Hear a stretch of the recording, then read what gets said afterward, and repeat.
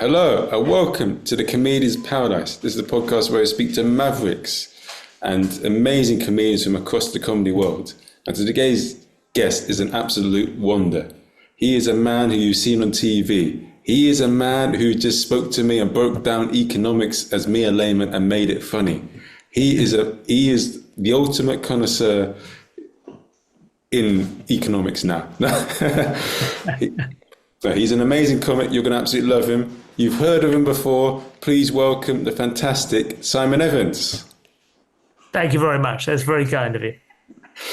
It's a pleasure to have you here, Simon. And for those that don't know about you, what is your story into comedy and what made you decide to become a comic?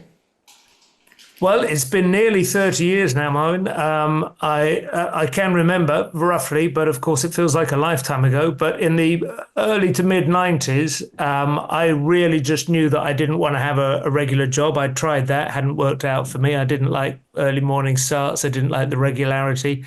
I didn't like the predictability of it all. And I was looking for some kind of work that would allow me to remain curious and investigate different, subjects to master, or at least to be able to communicate ideas about. I thought that would probably be in writing. I took a short course in periodical journalism at the London College of Printing in order to, I thought, would start writing articles for magazines, maybe Sunday papers, that kind of thing, not like day-to-day news journalism, not court reporting or anything. I wanted to write think pieces, and I wanted to try and be funny, but also interesting and intriguing. But an early commission was from just a local newspaper, the Camden and St Pancras Chronicle, and a few syndicated North London papers, asked me to write a story about the burgeoning improv scene, which in London at that time was taking off. Whose Line Is It Anyway? On the TV, and there were workshops you could go and learn how to do it and have a bit of fun, just learning, almost like a parlor game, but you'd have some rules and conventions, and might just be a nice way to de-stress midweek. And so I signed up for one of these courses to write about it, and that just caught me at the right moment, and off I went. Did that for a couple of years. Started to investigate stand-up. Stand-up was no more or less fun. I think, if anything, I'd probably think improv is more fun. Okay. But it's very hard to make a living out of improv. You need other people. There's very few organized circuit gigs for improv. And stand-up, you become, a lone gun. You're a very sort of single, simple, agile unit that can travel up and down the country, and at the last minute, take a gig here and there. You don't need to organize an entire van. Yes. So that's just the economics of it, sadly. But and that just, I don't know. I think I just caught the tide at the right moment.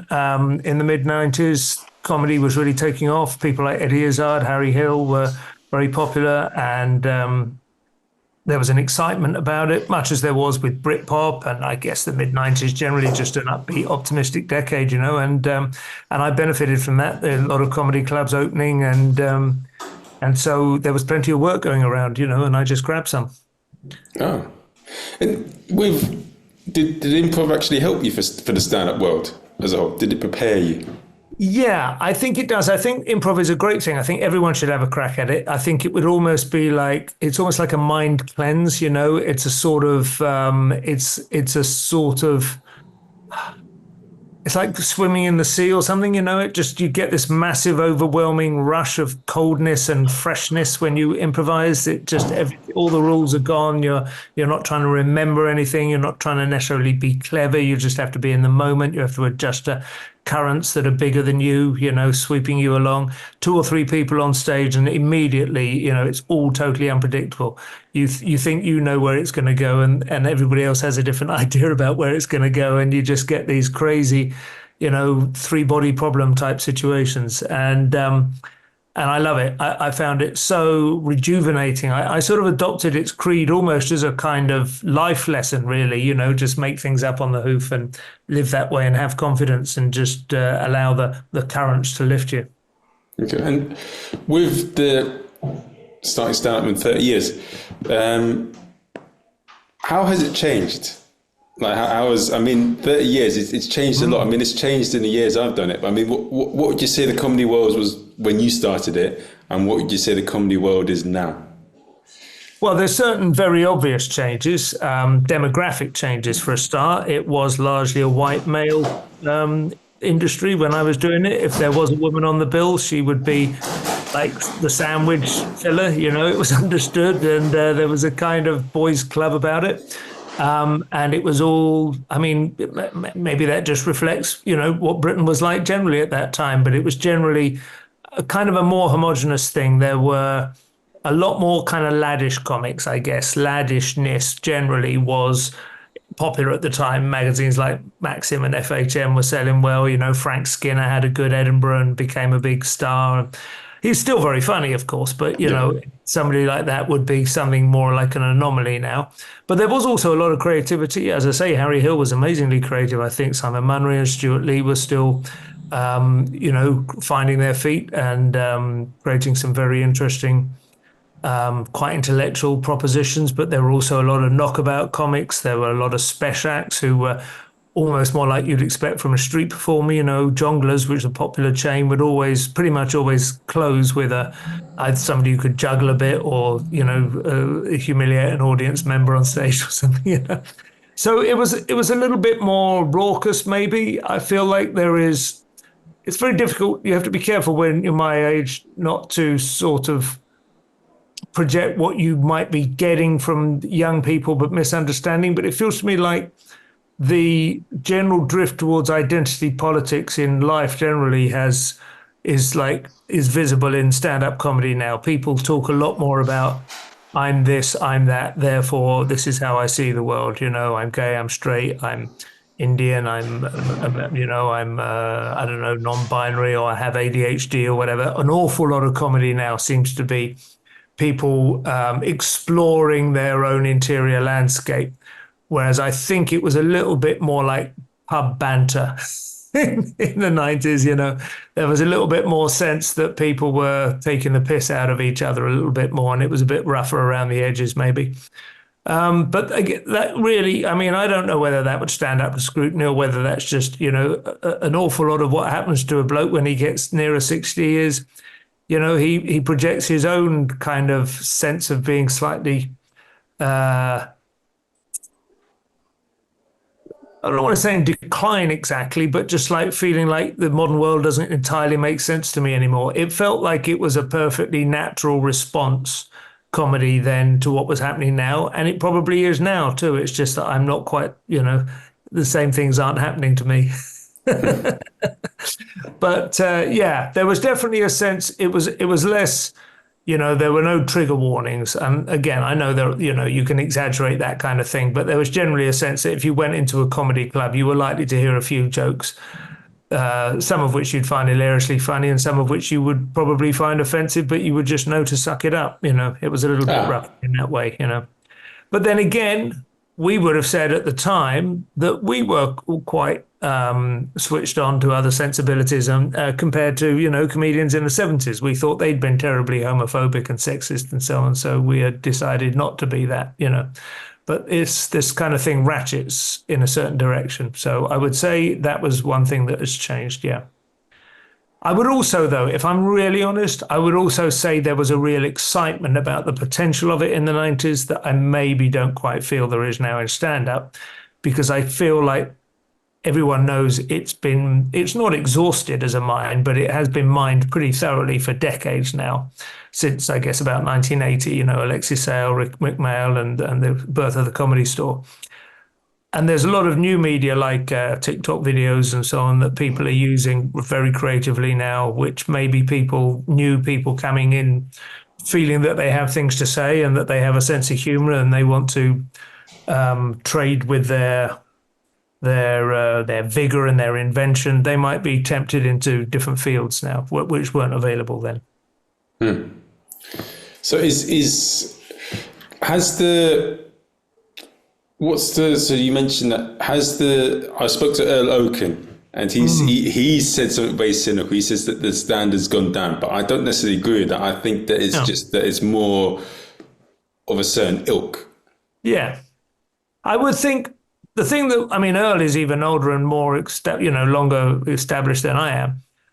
I don't know that the standard's gone down, but I do think that there is inevitably, once you've been doing it for long enough, you recognize certain things coming around again. You see certain things, you kind of go, oh, it's like that, So it doesn't feel quite as original. Whereas the first time you go and see an act who has a certain kind of take, a certain kind of persona or proposition or whatever, you kind of go, oh my God, that's so funny. When you've seen it 4 or 5 times, you maybe think, okay, he's like that, and it's inevitable, In the same way that I think if you're in the music industry, you probably think such and such a band is like such and such another band that you saw 30 years ago. Well, I say band. Obviously, there aren't even many bands now, and most people who get signed are,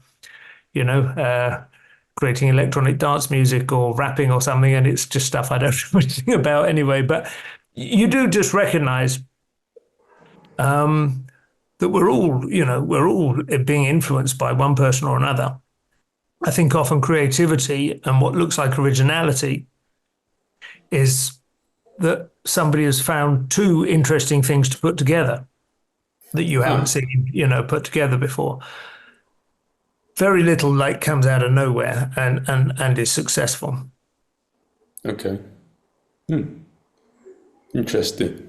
Do you feel that there's going to be a wave in comedy, that comedy is going to go through another evolution, or do you think what do you think comedy is going to go in now? I feel like the economics of it will change. I mean, it used to be not very long ago, a lot of comedians were starting out hoping to get onto panel games like Mock the Week. That would help them to sell tickets. They'd then go on tour and make a lot of money that way. Some of those opportunities are changing already. I don't know what might become the next way. I think a lot of comics now are, as I say, creating TikTok or content online or other kind of online content, or creating opportunities to get their name out there. I mean, recognition is a huge part of it, and if you haven't got name recognition, then people don't go and see your shows. So you have to try and access that somehow.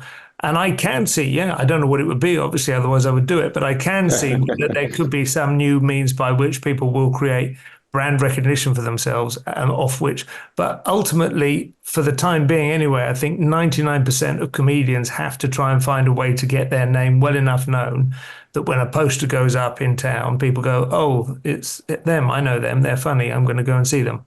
Because that is the big advantage you have as a comedian. You can charge people to come into a building to see you perform. If you're producing almost any other kind of media now, people expect it for free. They don't expect to have to pay. Some people will pay for your podcast, some people will pay for your Substack, but most people will just go, I will click subscribe, but maybe I'll buy you the odd coffee or whatever online, but I'm not going to start chucking money at you just to see content that looks like all the other free stuff I can get. But they know that if they need to go out in the evening, then that will be, that will be the only way that can happen, is for them to actually pay to get into the building. And so that is, I think, for the time being, going to be, still the ultimate end game. It's just a question of what other methods do you use to try and create that awareness. And when you were starting out and you're building your career as a comedian, what was the moment like when you got the call on Live at the Apollo, when you managed to when things really started to break through? Because I think I heard that you'd been going about 15 or 16 years before you had your big break. Was that right? Live at the Apollo, I think I had 2 or 3 TV things happen in 2010, I think it was. Mcintyres roadshow was my first big TV exposure. That was a good show, very similar to Live at the Apollo. Looked very similar, big wall of lights at the back of the room.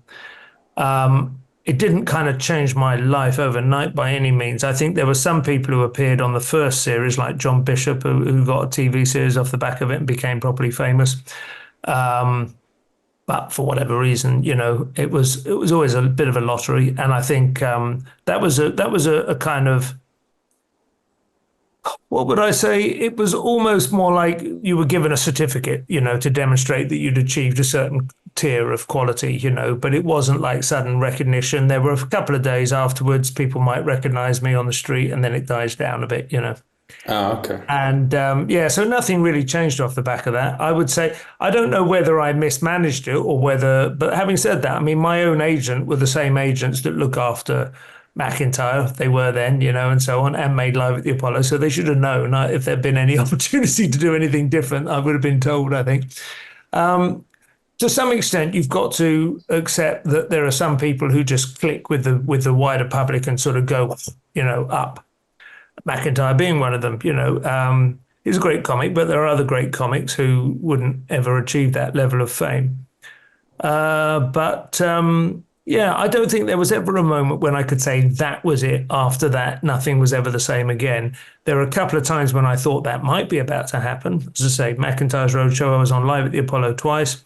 Each time it was fine, went out, it was great. A couple of corporates maybe off the back of that, but nothing really changed. It's been a gradual, slow evolution, I would say, over the 30 years. And to me, like in terms of professional satisfaction, probably making my Radio 4 show, Simon Evans Goes to Market, which were very much lower profile than Live at the Apollo, but had my name in the title. I made 6 series for them. And that would probably be more of a kind of, I would have a plaque on the wall celebrating that rather than like 10-minute slot on prime time. It's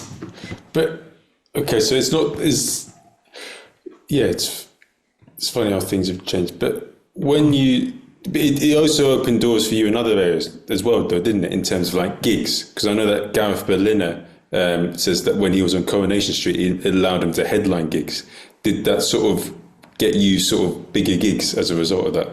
No, I wouldn't say so. But I mean, possibly it's hard to say what sequence of events happened. One thing that happened that was significant was my friend Lee Mack, who had been my friend since before he was famous. We'd just been sort of quite neighbours in South London. He invited me to be his support act on his tour, and he was playing to very large theatres, about 3,000 seaters. And so I went out and did a series of nights with him as his support act, doing like half an hour to open the show. And that kind of restarted that was about 2010 as well, maybe 2009. That restarted my clock a little bit, having lost momentum. I married and we had small children around 2004. Became difficult, to just go on tour endlessly or leave my wife and kids alone, So that really got the momentum going again. That coincided with Live at the Apollo, and I would say that time there was a sort of sense that things were happening again a bit. Live at the Apollo didn't allow me. I was already definitely headlining club gigs, and I don't think many people would get Live at the Apollo then if they weren't already headlining any club that they wanted to. It's more a question of how many tickets can you sell on your own. And so I think it got me a bit. But actually, my experience has been over the years that, funnily enough, the people who saw me supporting Lee Mack are still the ones who actually come out and buy tickets, even now, 14 years on. More often than that, they say, we saw you with Lee Mack all those years ago. Because they're the people who actually come out and see gigs. People might watch Live at the Apollo at home and go, he's good. Anyway, what's on the other side, and they just don't leave the house. There's a certain kind of person that actually buys tickets, and then there's a different kind of person that actually just watches the telly. And if you can directly access the ones that buy tickets, then you're onto something a bit better. Oh, okay, I gotcha. Is that why this? Okay, that's very interesting to see. That's very. You would assume, from being on the outside, most of us would assume straight away it sort of changed because most comics going up, the biggest dream, especially in the UK, is to get the Apollo. And then I can understand that. And certainly, some people, it did happen like that. I think Sarah Millican probably be another one. And I don't know, Mickey Flanagan maybe. I'm not sure which ones exactly, but there are a number of comics who have become household names off the back of a couple of big, really memorable TV show appearances, yeah. But I think also partly it's a question of how you manipulate the potential, and whether you grab it and whether everything clicks. But listen, if I knew the secret, obviously I might have adapted Yes, yes, myself yes, yes. more readily. I remember my agent used to say, I had an agent. I mean, he was like the head of the agency and not speaking to me personally on a daily basis, but a guy called Addison Cresswell, very smart guy, Yeah, understood the business better than pretty much anyone else. yeah. I think he always felt that I should become a more kind of cartoonish version of who I am in order to sell my, in order to become a bigger star. That's what I would have to do. Like become a really vividly exaggerate in the same way that Mickey Flanagan has become a very everyone understands, a couple of lines you can say what Mickey Flanagan is, you can exactly understand it. Whereas I was always this kind of slightly hedged, I was always like, well, this, but on the other hand, that, a little bit too much irony, bit too much. Does he mean that? I'm not sure, But which is not to say, oh God, I could easily have just done it if I'd narrowed that. But that's what he felt about, And I think if you do a show on like Live at the Apollo and you're a very everything kind of is turned up to 11, people really get it and they remember it and they go, oh my God, that's hilarious. I love it. I just want to go and see more of that. There's an opportunity there to make a strong sales pitch. Whereas probably even now, as I say, I feel like in a way I'm still more of a writer than I am a performer, and my comedy is a little bit verbal, and a little bit. Sometimes you need to maybe see it twice to go. Not ideal for a TV show, So yeah, but honestly, I think a lot of the mechanisms that people used in the 90s and the 2000s to make it, I'm not sure they do work anymore. I'd be very surprised if Live at the Apollo has any more star-making potential now compared to what it did have then. Yeah. And plus it's gone on for so long, so a lot of people don't, even though in the comedy circuit you still see it as a big thing, but for those watching in, because they've seen so many comics, they don't see it as such a big thing anymore.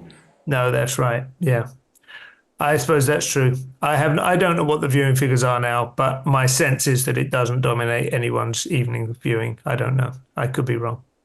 No, it dominates mine. No, what?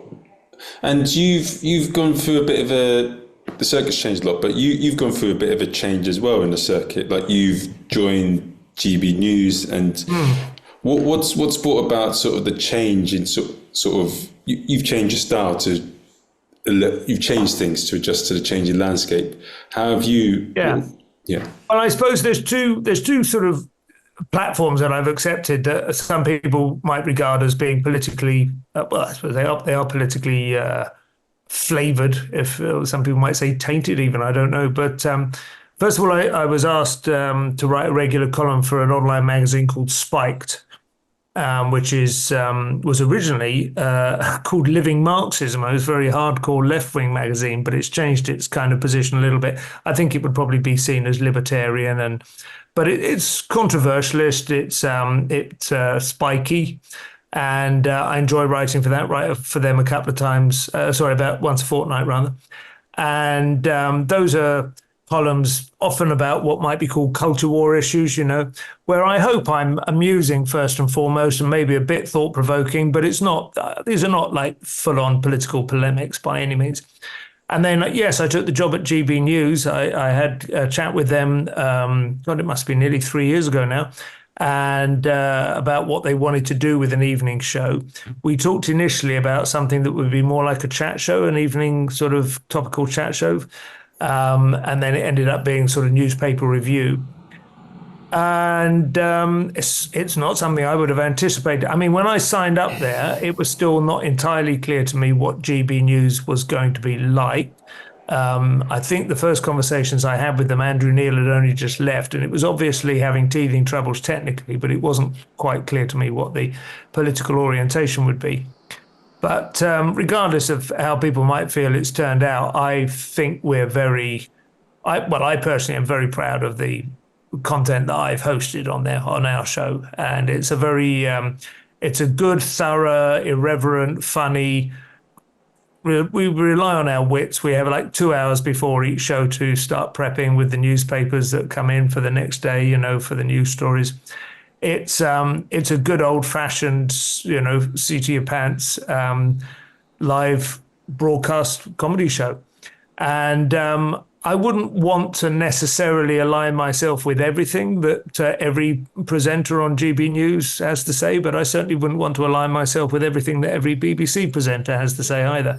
I do sometimes ever so slightly resent the sort of suggestion or expectation that, oh, you're on GB News, therefore you think X, Y, and Z. Actually, it's an extraordinarily broad-minded. It's a broad church. It has its own kind of in-house flavor and positions, but it gives a voice to a lot of other people.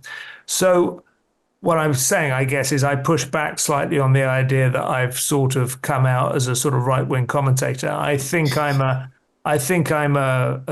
am a controversialist, but in the comedy sense, in the sense that, I will take the piss left, right, and centre. It's a perfectly noble tradition. Somebody like PJ O'Rourke, one of my favourite right-wing American commentators, and there are various others as well that have been amusing over the years. It's just important not to start taking yourself too seriously, because the truth is I don't do all the reading necessary.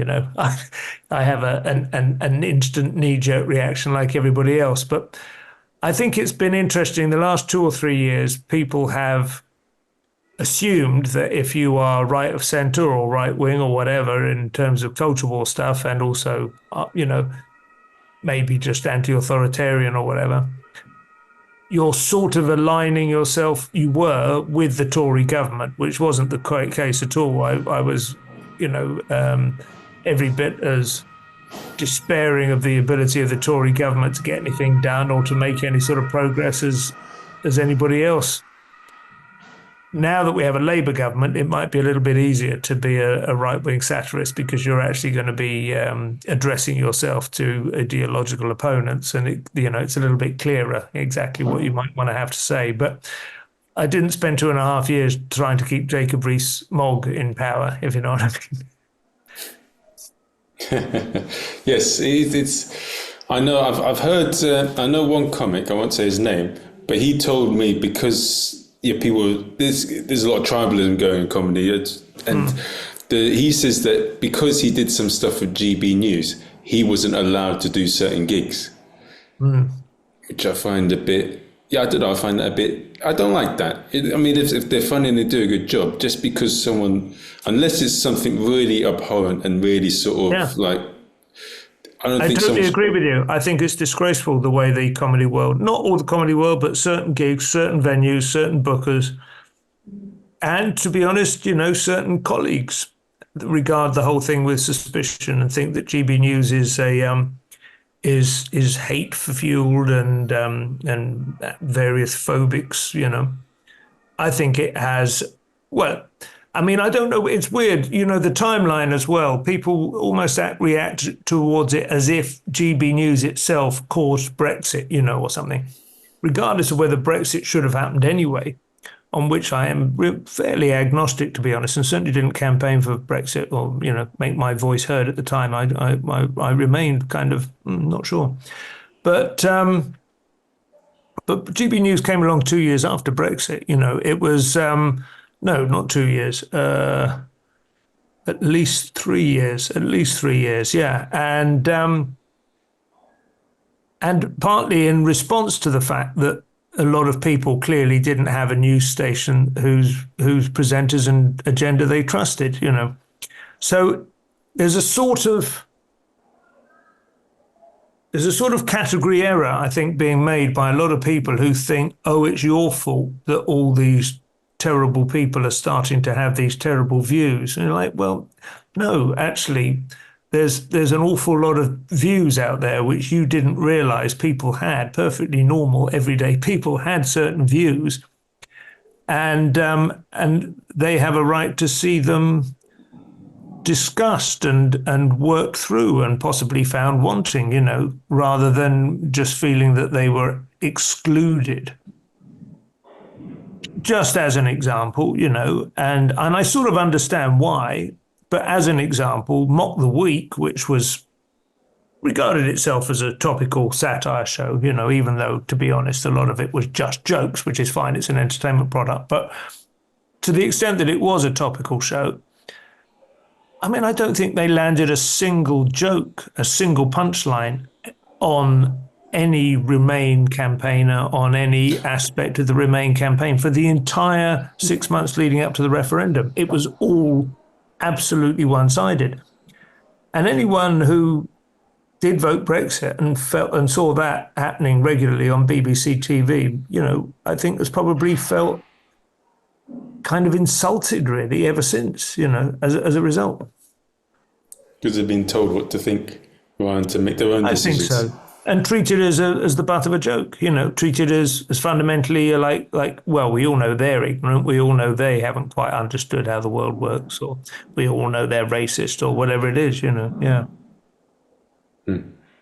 But I mean, that's a funny thing when people say that, because I interviewed a comedian who's a road comic in the USA, and he went to a place that's well known for being supporters of the KKK. And they were just regular people, just people that wanted to get out of the area.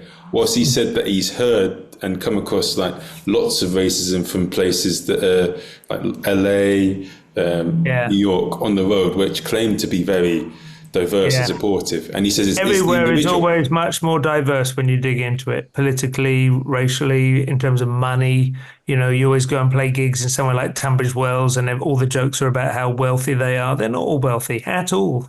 Some of them are really struggling, and some of them are probably doing okay. And then you can go and play a gig in Hartlepool, and some people will be coming in from nice houses in the countryside, and will be absolutely loaded, So we all have all sorts. I mean, it's a terrible thing with comedians is that we do tend to create shortcuts in order to create stereotypes, in order to make punchlines, And yet the truth is, we are all witnessing all the time, just how unreliable that way of looking at the world is. If anyone should know, it should be comedians who do, as I say, travel all the time.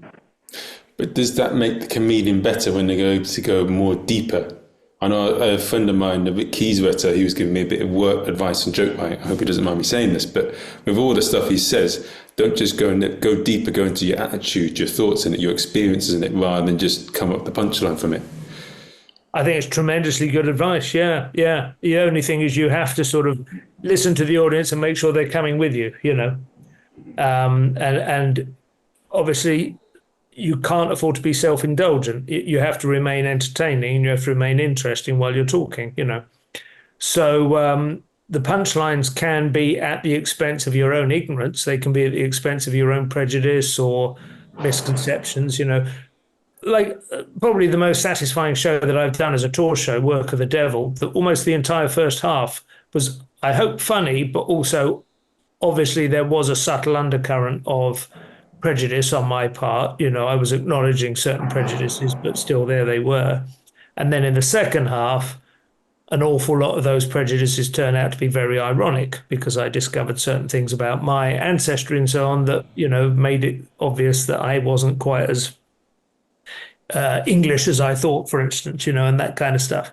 So there's a sort of payoff if you're patient. But I know some people were not that patient, and were starting to think, these jokes are a bit off colour. There's a sort of underlying hostility here. And then you realise if you wait that the joke is on me for having allowed that kind of prejudice to come in without knowing everything that would maybe force me to reassess. But it's about timing, and it's about having the trust. And of course, over the course of a 10 or 20-minute set, you have less space. Excuse me, but I do think people love it. If you can give them that, they adore. One thing that audiences will always forgive you for, I think, is making them feel clever. If you give them the chance to feel that they have made some kind of connection or realised the sort of second order ironic point that you're making, they are very pleased with that. Anyone or anything that makes people feel like they were a little bit smart to get there, oh, I see what he's doing, that's always a nice feeling for an audience. But they will never forgive you if you make them feel stupid. Yes. So you have to, that's what timing is a lot of the time. You have to allow the audience to kind of get the joke just before you say it, and then they feel clever. Ah, yes, yes, yes. And it's what like Adam Bloom says that magic is similar to comedy in a way, in that you deliberately surprise them. But would you agree with that assertion, or is it I slightly? haven't read Adam's whole book. I've got so many books on the go. I did start it. I thought it was very good. He's interesting. I like the way he talks about putting the funny word last and getting the rhythm of a punchline right. But to be honest, he's much better placed to discuss the magic thing because he's actually practiced that and he knows how to do it. I love watching good magic tricks, but I've never practiced it myself. The only thing I ever thought I might be interested in doing, which I saw a brilliant clip of today, was one of those guys doing a thing where you kind of pretend like a balloon is anchored in space and he can't push it. You know that thing? Ah, okay, yeah. That kind of stuff. Or I guess it's mime, or there's a thing called contact juggling where you have, like David Bowie in Labyrinth had the ball. That kind of stuff, which I find that kind of entrancing and potentially funny in a way that I do find interesting. But I've never really had much interest in trying to master a magic trick. It's a like a blank in my head. I find them entertaining and I clap my hands gleefully like a child, but it doesn't feel to me like anything I can use as a way to map onto my own understanding what I do. Okay. Um, okay. Can I ask this one little question? What did you do before comedy, and did that help? Has that helped shape your comedy in any way? Yeah, sure. Well, I left college in 1986 and I'd studied law. I don't think that had a huge impact in my comedy, although there was a degree to which I understood that a certain use of a dry adjective now and again, a sort of understatement and irony, can be effective. But yeah, 86, I worked for about 3 years in sales where I wasn't very successful. I was sort of on advertising sales in publishing houses in the West End. It was a nice place to work and kill some time, but I wasn't really getting anywhere. And again, I wouldn't say that that really had a huge impact on my stand up. And then I went traveling, and that probably did. I had my gap year late. I was about 24. I hadn't really been away previously. And so I went off and did a sort of backpacking thing through Asia. And that, I think, in a funny way, that was where I started really in my stand-up career, because that's where I started to develop the idea of a persona and how if people don't know who you are, you can sort of adopt a kind of slightly comical version of who you are in order to, be enjoyable and be sought after company and what have you. And that there isn't anything necessarily dishonest about that. It's just like you're making yourself palatable for people.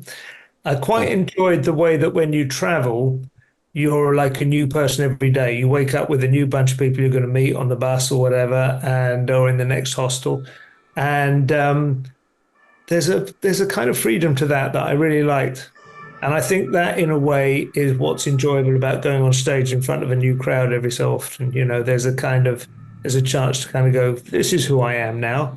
Whereas every time you hang out with old mates, there's a whole load of great stuff about hanging out with old mates, but there's also a certain kind of groove that you just kind of slot into very quickly, and everyone knows who everyone is. So there's something enjoyable, I think, about recreating yourself, reimagining yourself, reinventing yourself. And that is something that I think stand-up comedy offers. But I would say, again, not nearly as much as improv does. And with one thing that is a big thing with all comedians, we always say, oh, we got to go up to Edinburgh, we got to do this, we got to do that. More and more I hear like Konstantin Kissin stop doing the Fringe, it's this and that, like the future's here. But what are your thoughts of doing Edinburgh over the years? Because I know I hear a lot of the same things said over and over again. And what are your thoughts on like the Fringe and how it's changed and how comedians can make the most out of the Fringe now? Well, I don't envy anyone getting started there now. The hardest part about it, I think, is finding accommodation. And I'm very lucky that when I go to Edinburgh, I have a friend who puts me up. But that alone, I think, would be like tripling financially before you get started. I think the free fringe is probably a very tempting offer now. And you can, if you're smart enough and brazen enough to demand that people pay you at the end of it, successfully, you can make that work. But does anyone really need to do an hour at the Fringe to get started? It's a big ask to be funny for an hour. I think almost all comedians understand that 40 minutes is more like the natural span of attention, So I would say initially go up with somebody else, find somebody to share the hour with, and ideally, share all your costs together. You'll probably make a loss anyway, but at least you can share the loss. I think the idea of the normalization of the hour being the natural unit of comedy, that you have to have an hour and a fresh hour every year, it's just not true. It ain't so. If you are big enough and ready to start touring, that's great, and there are some people, and every year, I see some people, I go, I have no idea who that is, and then suddenly the poster is full of 5-star reviews, and obviously they're, it's all happening for them on a dimension I'm not familiar with, but I suspect there's an awful lot even of those who get 5-star reviews, certainly from the very enthusiastic and well-intentioned, online review agencies. It's lovely to have a sheaf of A4 printouts when you get home telling you how great you are. But unless you've got an hour to actually, unless you've got a tour to actually perform that hour in, I'm not sure it's actually the be-all and the end-all. And I do think Edinburgh seems to be extraordinarily determined itself to kill that golden goose. They're just making life so difficult for performers now. There's, it is a legislative change that has made rent so expensive. It seems to be like a hostility just generally. I don't know. I don't feel quite the same buzz about it as I used to when I go up there. But I might be wrong. Again, this is very easily just part of getting old, you're just part of a different, you kind of go, no, you're still trying to make it happen, but yeah. I was pleased this year. I did something completely different, and it was very low key, and I had no marketing, no PR, no posters. I just went and did these talks slightly on the edge of town, and I took roughly sold half as many tickets as I did last year and made slightly more money just because I cut all my costs so much, so there's something maybe in that potentially for people. I don't know. But on the other hand, you might think the only way to make it work is to throw everything at marketing and PR and hope that, you catch a rising star and off you go. Big gamble.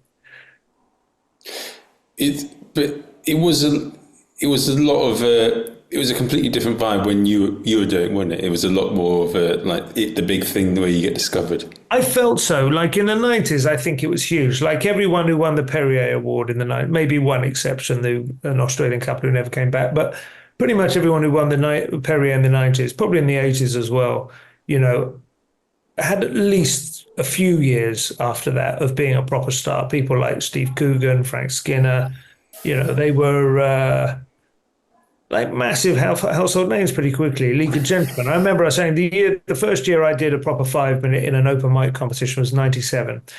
And I mentioned this in my current tour show, the shortlist then was Al Murray, Milton Jones, Johnny Vegas, Graham Norton, and the League of Gentlemen. They were all up for the main award. Every single one of those people has gone on to have a very enviable career. And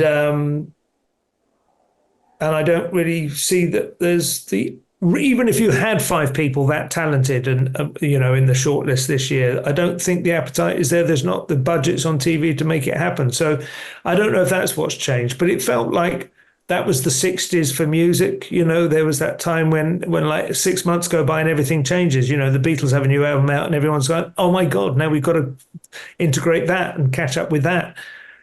It doesn't quite feel like that to me at the moment, as I say, but I don't want to come off like a sour old man. It might just be that I don't understand the nuances, but yeah, there was an excitement about the creative potential of the thing at the time.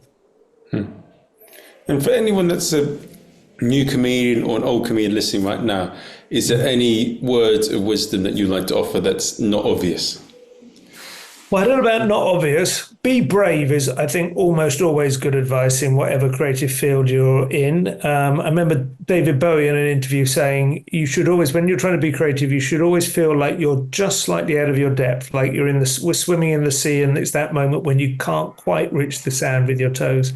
Not like you're out and feeling scared, but like you're just that little bit further out than you know you should be. That's where the interesting stuff happens. Slightly liminal, Be brave.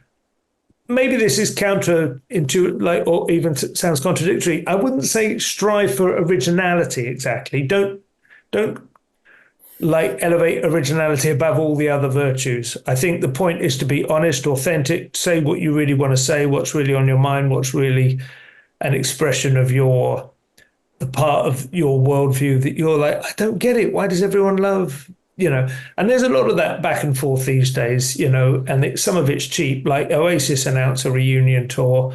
Half the world is like, yeah, great, Oasis, the 90s, it's back. And then everyone else is like, oh, I don't get it. I never thought Oasis were that great. Well, neither of those views is particularly brave or authentic. They're just people. I mean, they're perfectly fine, both of them, but none of it's very original, unless you have an original reason for not liking Oasis or for liking them, that's fine. But there are some things that, I've seen comedians kind of go, is it just me or da da da? And you kind of go, of course, I should have said that. I could have said that 5 years ago. I did feel that way, but I found it slightly shameful or whatever, So I think being brave is always a good idea. And then the other one, I think actually a real practical thing is find like a good collaborator, not necessarily like a fellow performer, but it might be another stand-up, or it might just be somebody you think is funny, but just spend as much time as you can with somebody who makes you laugh and you make them laugh, and the laughs come thick and fast when you're together, because that is like the natural production of laughter when you're with somebody whose sense of humor you really share. It's so much richer and more productive than it is sitting alone staring at a blank pad of paper. You need somebody to collaborate with if you're going to create good comedy. Almost all the decent routines I've had over the years have come out of either sometimes paying somebody to come and hang out with me for the afternoon. I've got to say, will you help me write? Or if you're lucky, sometimes just spending an evening with mates, the laughter comes and you sort of say, do you mind if I use that? And, 9 times out of 10, they won't. And maybe you get the next round in. Yeah. Yeah, that's a good idea. I'm going to use that. No, that's great. And for anyone that's sort of listening right now, how do they find out about you?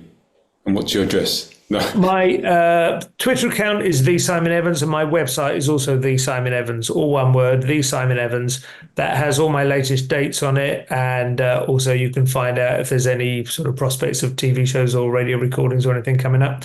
I mean, like all comedians, I'm not absolutely brilliant about keeping that up to date, but that's your best chance. All right. Well, obviously, if you Google my name, you'll find if there's anything coming up locally as well. I am touring in the autumn and spring, although it's not quite as densely packed with dates as I would have liked because didn't quite get on top of it in time. But there's a few, certainly in the spring a bit more, and obviously there's loads of stuff on YouTube. Obviously, if you want to watch the older gear as well. Of course. So guys, you know where to go to watch Simon. I hope you've enjoyed this episode, and I'll see you guys soon. Thanks, mate. Thank you.